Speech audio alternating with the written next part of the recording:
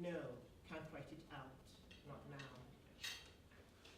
The problem, as always, is where to start, which is to say, the problem always emerges where the political now demands an archive, and where the archive, in turn, demands a method. Given our present urgencies, in which we produce archives as their inhabitants and sometimes disappearing objects, the problem of method can seem both irrelevant and indispensable, at once an act of navel-gazing and world-building.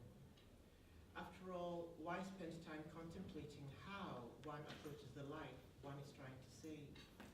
Isn't it enough to insist that all life has value, that one's life is part of that all life? To insist, that is, on an I that will not or cannot be denied. And indeed, is this insistence on an I presumed and declared not to exist, there is no homosexuality in Africa, not the best method, in other words, simply to exist, the place where navel-gazing expands into world-building? In this urgent moment where a threatened self inhabits an impossible world, surely circumstances demand that one use whatever tools are at hand, deferring the problem of method to a less life-threatening future.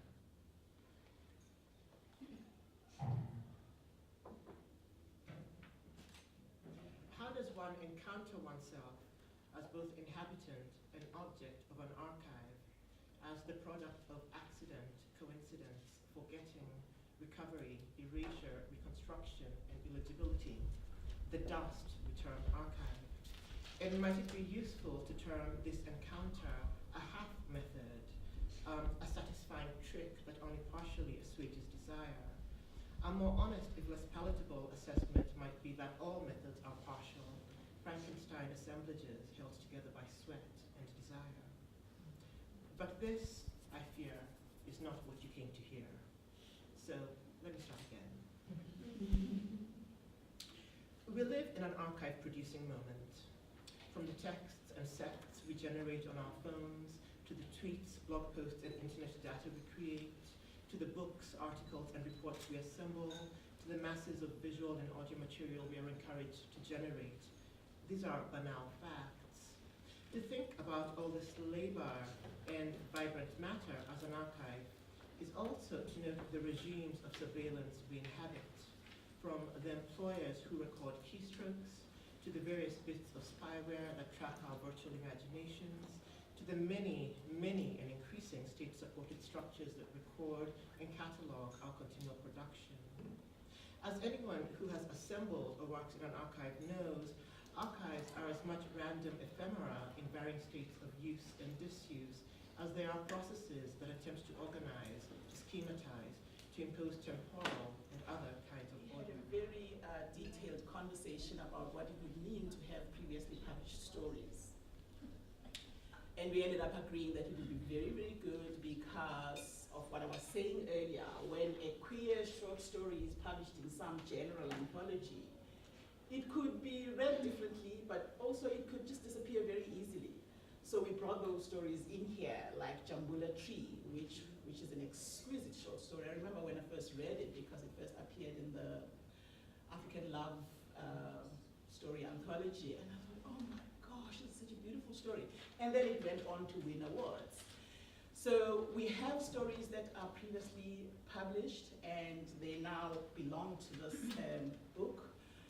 It was launched, it came out last year in around April, and we launched it for the first time at WITS, and then again here in Cape Town. The fiction book is imagining a here and talking about a here, and the academic text is moving more widely, and I'm wondering if the fiction book perhaps skipped that diasporic voice, and what the diasporic voice brings to the academic text.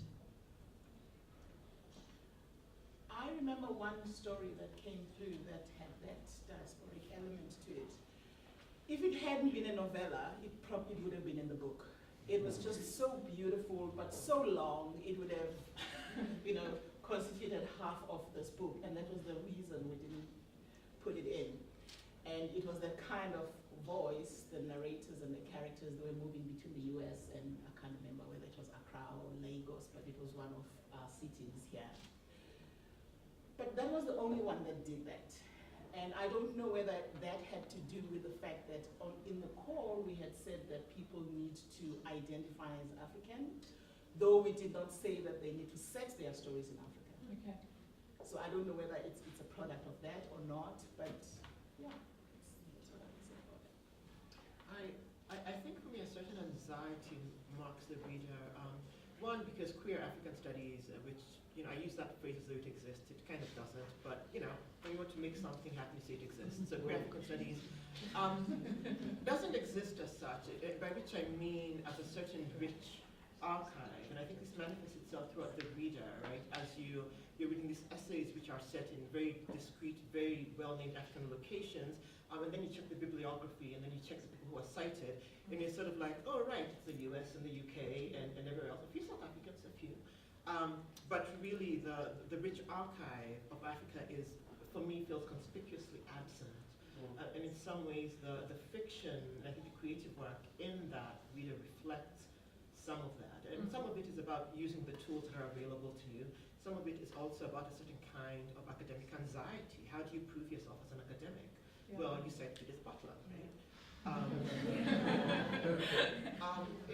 And that, so there's a project really of bringing together a sort of decolonial perspective to what a queer African studies might be, but that also depends on having archives, right? This is why books like this and the exhibition are so useful, when we can say, okay, this exists here, how must I learn to think with that thing there? But I don't know if that would solve the anxiety, because I think that anxiety is always produced. But again, this could just be my own training. There's a kind of legitimation that comes from saying I've read certain people, which is not granted in the same way, I think, the same way read other people. Sections in the academic text by a writer who was suggesting that we, like Africans, just need to start being responsible for their own sexualities. And I got really angry at that, because I just think that's so patronizing. Do you think these books provide some push against that? Against this notion that this is just, it's just homophobic, it's lost?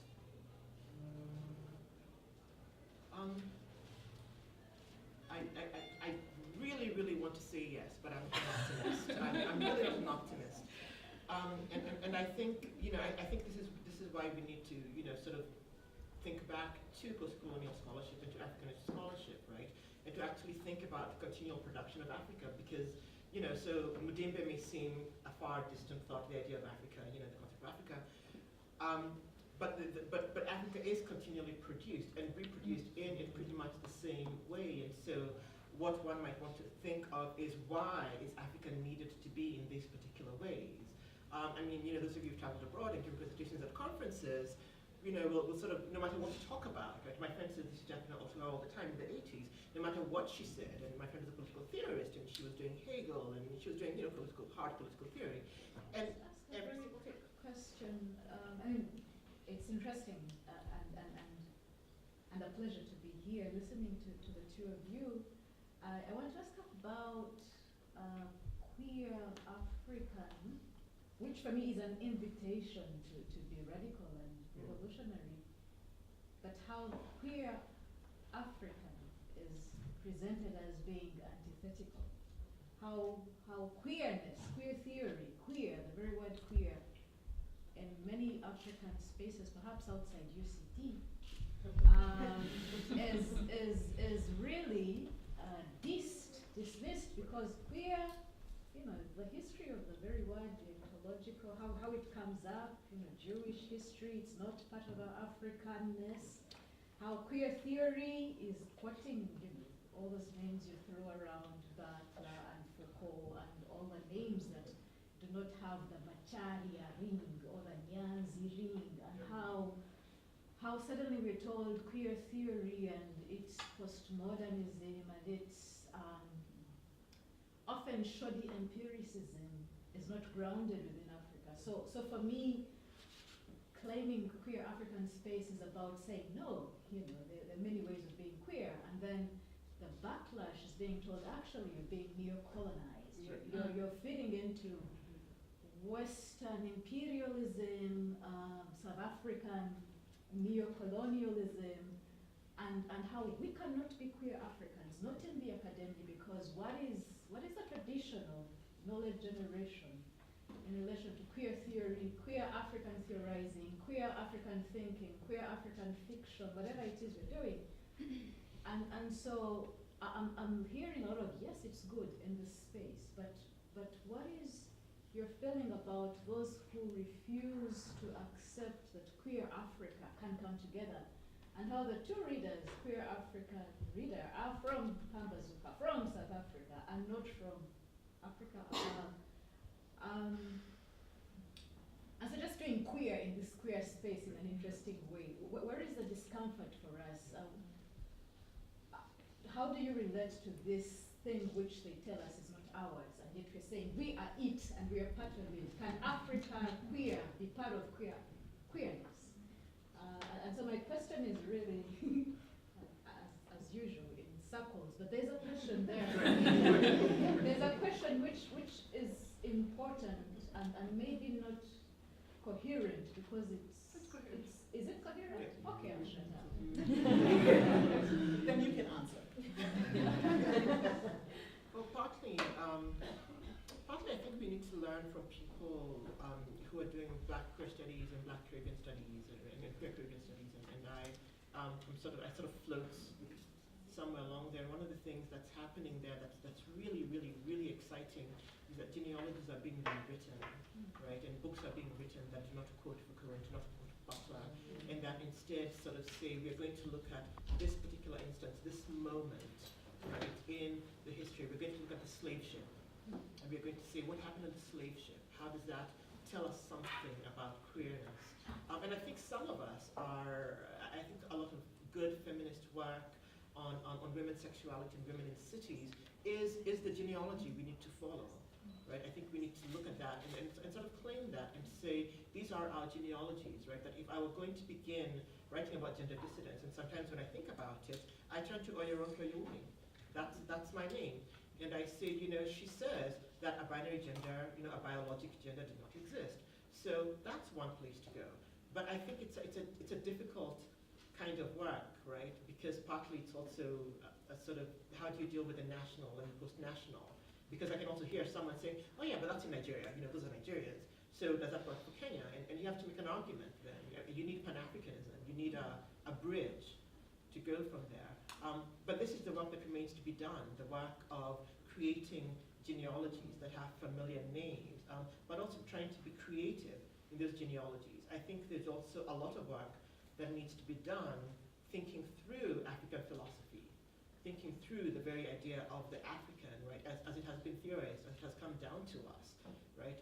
So for me, a key name is John Beattie, who is an ethno-philosopher, and I take up Beattie, right, and I sort of say, well, his concept of the human does not include the queer, because